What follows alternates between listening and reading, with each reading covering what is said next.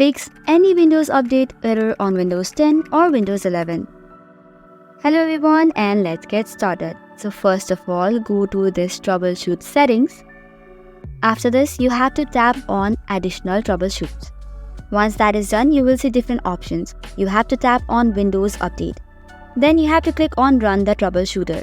Once the troubleshoot is completed, you can try to update the Windows. If this is still creating an error, let's move on to the second solution. Click on Type here to search and search for command prompt and run it as administrator. Now we need to detect further corrupt files in our Windows and try to fix it. For that, tap in sfc/scan now. This might take 5 to 10 minutes, so you'll have to wait until it is done.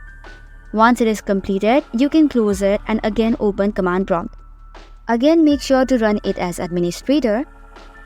Now to fix Windows file, we have this command which will be given in the description below. Just copy it and paste it on the command prompt.